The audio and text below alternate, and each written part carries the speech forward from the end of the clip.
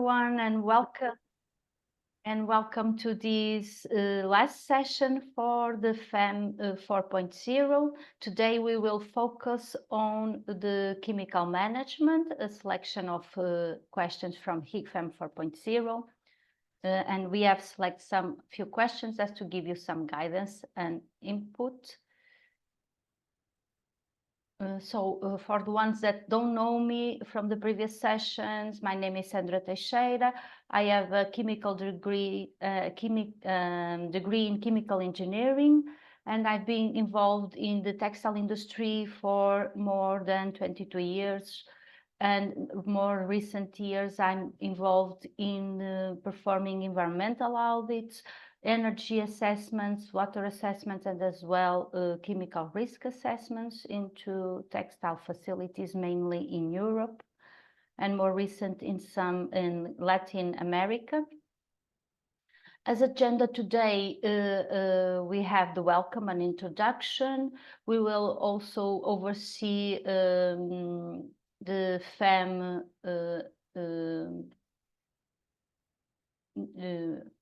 news or the changes that occurred from FEM 3.0 to FEM 4.0, and we will focus on Section 8 chemical management.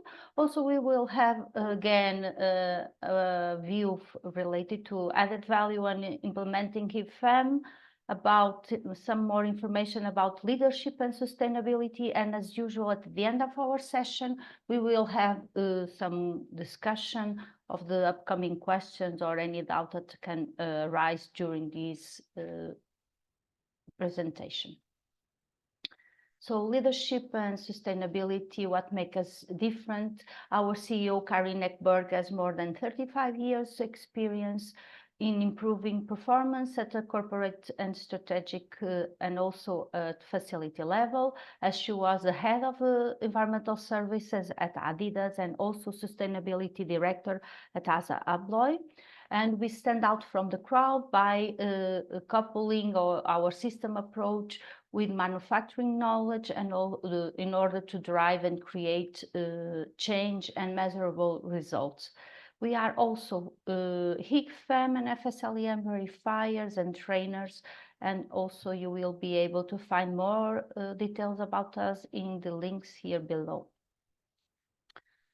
As usually in these webinars, we would like to let you know that during the webinar the audience will be muted in order to ensure the best audio quality, but please feel free to send us your questions during this presentation via the Q&A function, and we will send you these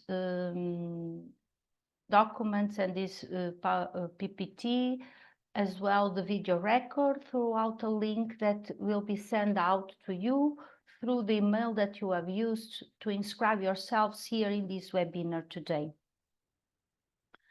Also, as usual, please note that these materials are copyrighted by Cascale, and leadership and sustainability. Please refrain yourself to share them outside your organization. They are for your use only.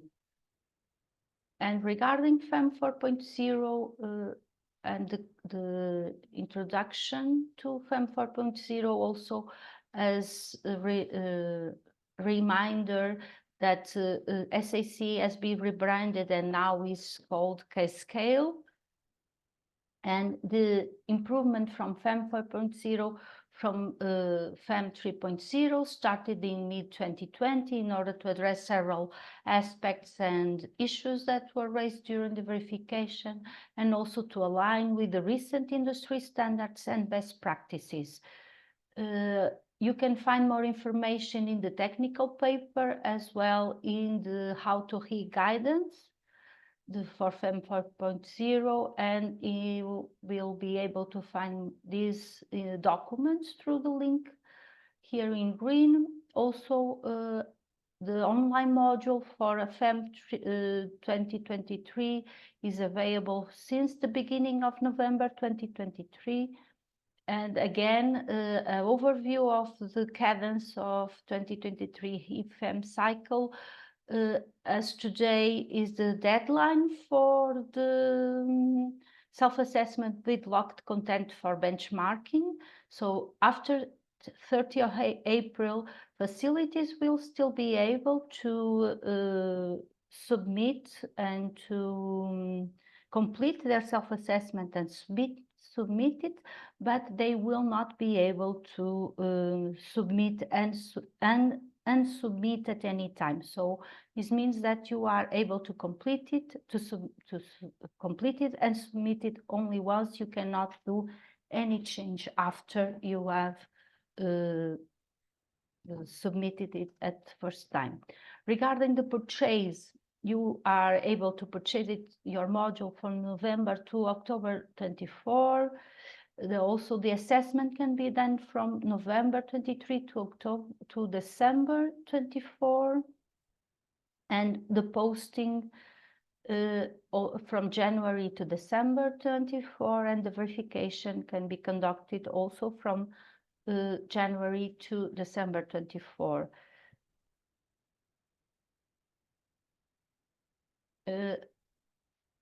As the chemical management overview and the introduction, you surely know that use of, sorry, my mouse, okay. So you surely know that use of chemicals in facilities production process operations can be a significant pose risks to the environment and human health if not managed in a systematic and responsible way. By proactively managing and striving to eliminate or reduce the use of hazard chemicals, you can reduce impacts on the environment, the exposure, and also the exposure to regulatory risks or new requirements from your business partners, and to contribute to a more sustainable future. Also, by establishing an effective chemical management system with the appropriate policies, procedures, and commitments to drive continuous improvement, and also to understand which are the chemicals that you are used at your facility production and operations throughout the chemical inventory practices. And this part is really important for you, because once you are able to list all your chemicals used in the several areas of your facility, if it is the production, if it is the maintenance, or even the cleaning products that you are using, you will be able to have a more conscious, be aware about also the risks, because you will gathering them and gathering also the information regarding the dates of the expiring dates, the dates, the incoming dates of the product at your facility, which are the lot number, the function, if it is a chemical or auxiliary, what kind of auxiliary are we speaking about? Is it detergent? Is it a softener? Is it a chemical basis? So all these will give you the idea, and also you will be able to categorize them according to the hazards of these chemicals. So the implementing a chemical inventory list is very good and also helpful for you in order to understand which are the chemicals that you may have in your facility.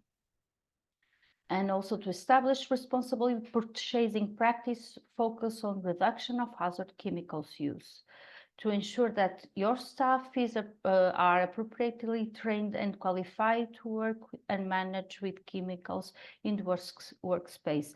As we saw throughout the modules that we have covered in these web sessions before, Higg FEM is having a big focus on training of the staff according to the several areas that they are involved, in order to ensure that after all the staff is properly trained and knowledgeable about which are the tasks and the risks they are exposed once dealing with, for instance, in this case, the chemicals, and ensure that the proper facilities and protections are in place for safe chemical storage, handling, and use. Also to establish procedures for chemical products, the traceability, quality, and integrity. Also the traceability, you can ensure that throughout your chemical inventory list, if you are able to track, as I referred, the dates, the beginning dates, the lot number of the chemical product, it's possible to list them in your chemical inventory list. Also in this section, facilities are encouraged to establish procedures to promote responsible chemical use in supplier and contract facilities, to align with industry leading practice for chemical management, the reduction of hazard chemicals use, and process innovation. And this part is really important also to engage with your subcontractors and also with your chemical supplies in order to search for chemicals that will meet your MRSL or the brand's MRSL, whatever is the policy that you are implementing in your facility.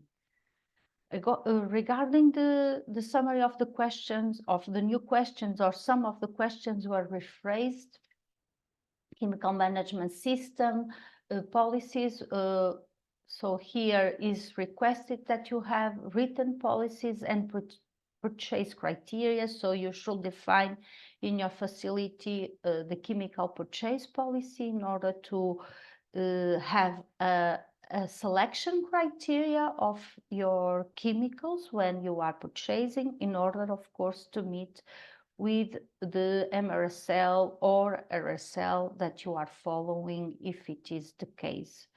Also to understand if the chemical management system responsibility and competence of the staff, like if the assigned staff as the required competencies here, if they are, if the restricted substance list and the manufacturing restricted substance list MRSL compliance based on the hazard-based selection and employee training, MRSL questions not applicable to the facilities that solely manufacturing hard goods. So here, these ones that are not using chemicals or not, the MRSL will not be applicable. So the idea is also to understand if your staff is trained or the responsible persons are able or have the capacities or the capacitation to understand properly the implications of the MRSL, RSL, and also the safety data sheets and the hazard contents of the chemicals. Also, collaboration and transparency with industry programs and stakeholders engagement is another focus for this section. And as new, adding in the FEM 4.0, and as we saw in the previous modules, the chemical management is new questions are divided through the 3 levels of questions, level 1, 2, and 3. And here we can see in bold also the questions that are or news or were rephrased.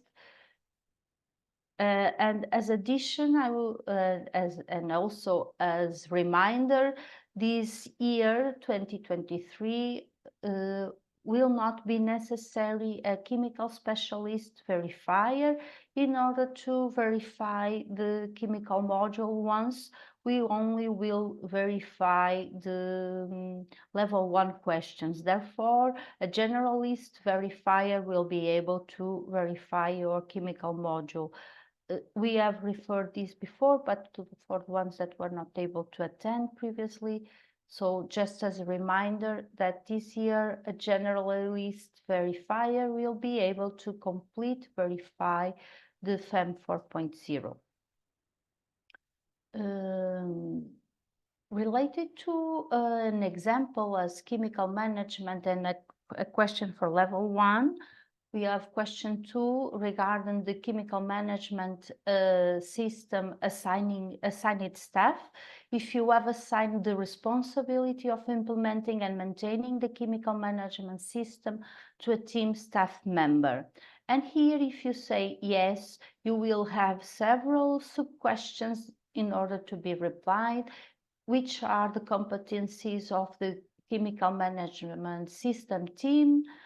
If they have the ability to read and interpret the safety data sheets, if they have the competency in the RSL, and also if they have the competency in the MRSL, and if they are also knowledge about the global harmonized system and the classification and labeling according to international regulations on the chemical restrictions. So this is important that your staff, once you choose your chemical management system staff, they will be able or have the proper capacity or capacitation in order to understand these topics that we are covering here. Also, and in order to support these, your replies in the Worldly platform, it is suggested to upload the list of staff responsible for implementing and maintaining the chemical management system and their responsibilities. Also, you should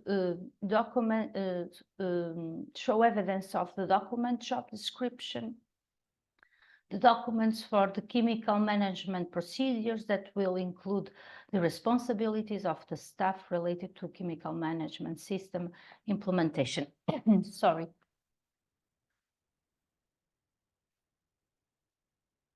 Also here, if you have, it will be good to show evidence of, for instance, of the organigram of the people that are responsible for the chemical management system, all the staff that is associated to this activity will be a good way to show the evidence of the team that is involved in the chemical management system.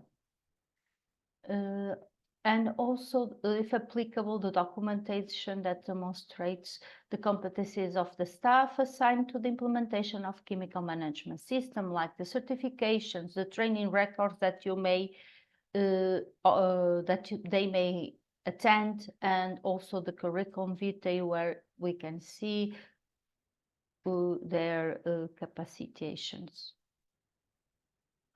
As a chemical management level 2 question, we have and also here is related to the team.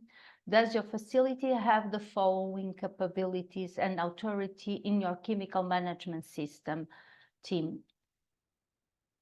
And here the suggested uploads in order to show this evidence, and this is a question level 2, for now will not be verified, but in the future, the documentation that chemical management team has in order to demonstrate the knowledge of chemical products, production process and the applications.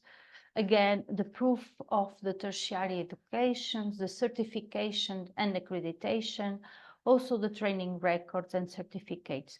As you can see, there are a lot of focus on the training to the staff in order to ensure a proper chemical management at the end. Also, the management system documentation that demonstrates that chemical management system team members have the necessary authorization to manage chemical management effectively, like policies and procedures. And here, this is related also to the company's policy in order to ensure that the persons that are in the chemical management team are have the authorization from your organization in order to manage the chemicals in an effective manner. So this is also important that once you assign someone, they are able and free to do it as the best they can in order to manage the CMS effectively. And also as an example for level 3 question is the collaboration and transparency of the chemical management. And if you have the transparency policy or procedure in which you share information regarding the chemical products, chemical waste, and wastewater with stakeholders, for instance, with ZDHC, with the chemical formulators, brands and retailers, authorities, or any NGOs. So here, and this is related, of course, if you are disclosing your chemical, if you are, for instance, participate in the programs where you are able to disclosure your chemical inventory list monthly or every quarter with external, like Clear Chain from ZDHC or from Bureau Veritas, if you are having the in-check of your chemical inventory list every month. So this is a way, or if you are regarding the waste, if you are following the standards from ZDHC. As suggested uploads for this question, and again, I remember that this is a level 3 question, will not be verified this year, as referred only questions level 1 and quantitative data from water and energy will be verified in this cadence. As suggested uploads, we have a copy of the facilities transparency policy that you may have. The examples of the documented communications with stakeholders, like reports, emails that you may submit. And also here in the chemical management, there are a part of quantitative data that will be required, like the training on chemical hazards that you are having in place for your staff, the number of employees that will be trained or was trained during the verification or the cadence year, the frequency of these trainings, the chemical spill and emergency response plan that you have, the number of employees that are trained for the emergency spill response, the frequency of the training, and these are the main issues that were added here in the FEM 4.0 for regarding the chemical management that are have a big focus on the training and the chemical inventories list that are really important in order for you to have a complete idea of your chemical management system. Some added value related implementing Higg FEM, and here you can see LLS team where we are placed all over the world, and we have local experts in several countries like Bangladesh, Colombia, China, Egypt, Germany, India, Indonesia, Pakistan, Portugal, Romania, Tunisia, Turkey, and Vietnam. And also we have China is also here. Here you can find our sales contacts in order, if you wish to contact us, or if you have any questions, or if you wish to do your verifications, Higg FEM verifications with us. We have here our website some of the previous webinars that you can find in our website, where more details you can discover there, and we invite you to assist them. Also here you can see our team, and also you have the link for our website. Also you have the link for the e-learning, our e-learning platform, where you can find a step-by-step course with all the FEM 4.0 new questions and more details inside. If you wish to get more information, you can always mail us or contact us by phone. And now we are open to questions that you may have in this session. Just let me stop sharing my screen so I can see your questions now.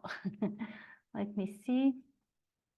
How biochemical name identifies the HTML cell compliance?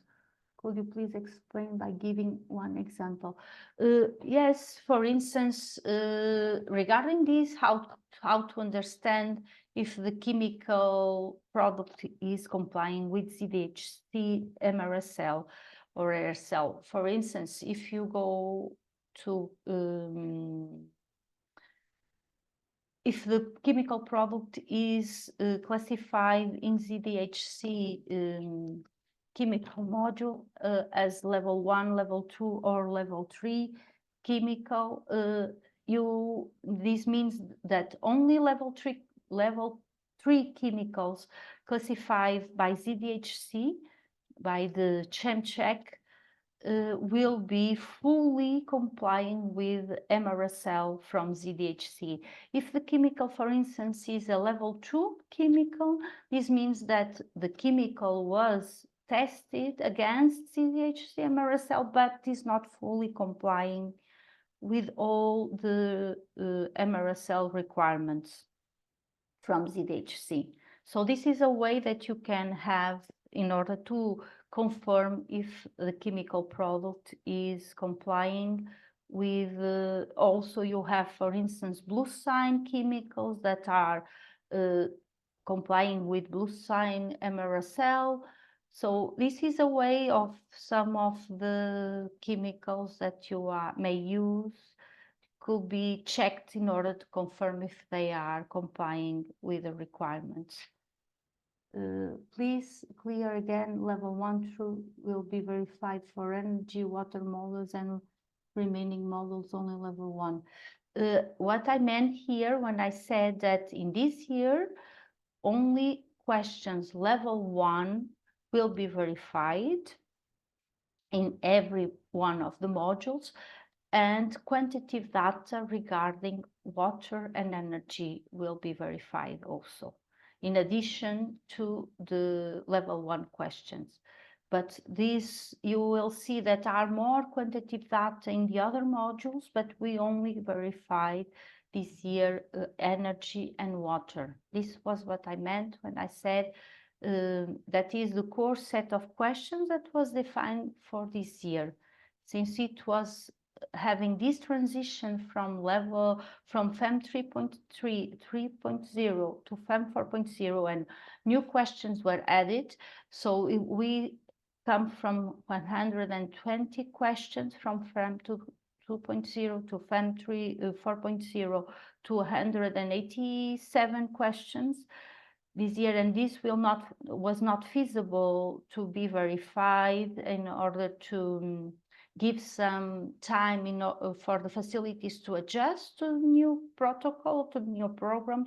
Cascale decided this year to only verify the core set of questions that are covering level 1 questions and energy and quantitative data for energy and water. That is like that. Is that AirCell and MRSL competency is necessary?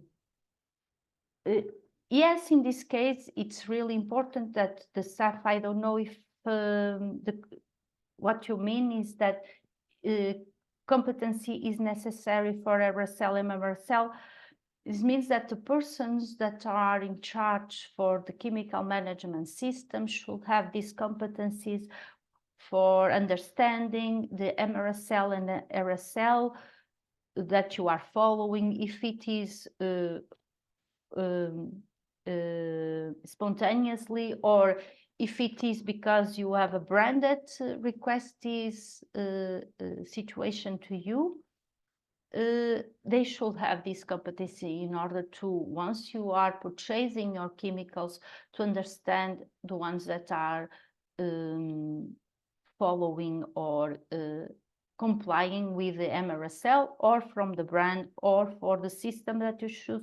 For instance, the one that I referred, CDHC, they should have this competency in order to understand if the chemical is meeting the requirements. For instance, as I said, according to the in-check form ZDHC, and also once you are inscribed in ZDHC platform, you are able to go into the chemical module of the ZDHC and see all the chemical products that are there, and the ones that are level 1, level 2, and level 3, and when is the expiration dates. Also, you should be aware about the expiration dates of these chemicals, because the expiration dates of the in-check certification, because these testings are usually they have 2 years of validity, and the chemical suppliers need to renewal or to test again their products against CDHC requirements every 2 years. So you need to also be aware about the validity of the certification of these products. We are using only the domestic chemicals, like clinical purpose chemicals. In this case, we need the competency. In this case, no. Yes, you. In this case, no, because I understand that you are not having chemicals in your production. Is only for cleaning and perhaps maintenance, but then also you should have them listed so you can, and properly stored, so you can have a full view of your chemicals inside. But as we said, if the facility is solely hard goods, the MRSL is not requested. I can show you. Let me go back. In the beginning, just a moment, please. Okay, I will share my screen again just to show you the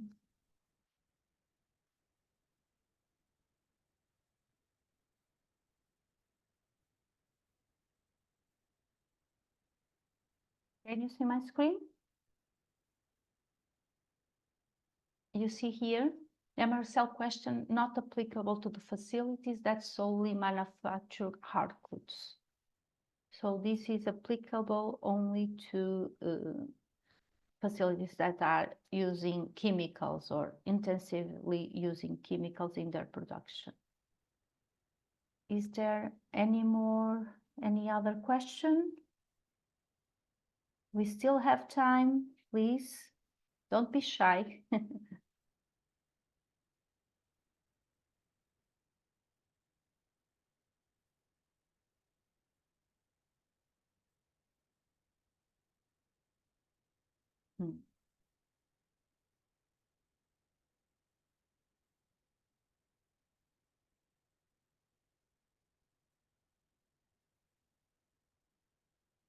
Any question more? No one else?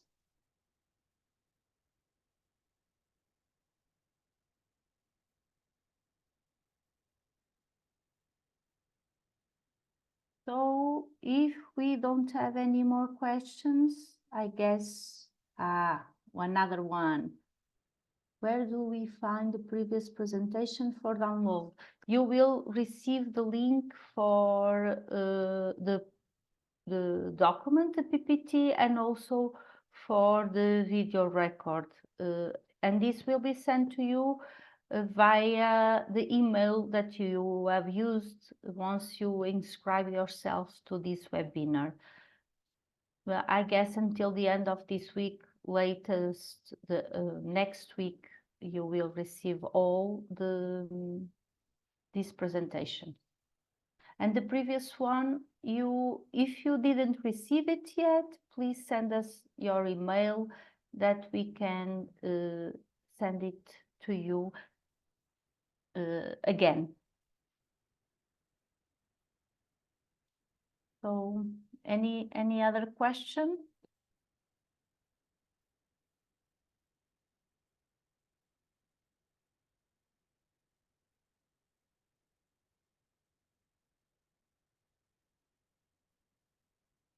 If not, then I say goodbye to you and thank you very much for attending to this session.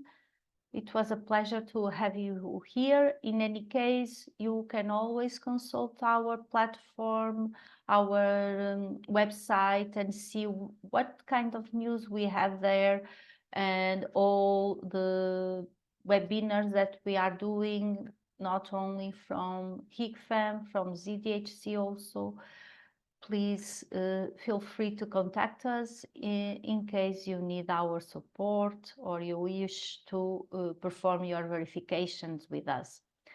Once again, thank you so much and have a nice day. Bye-bye.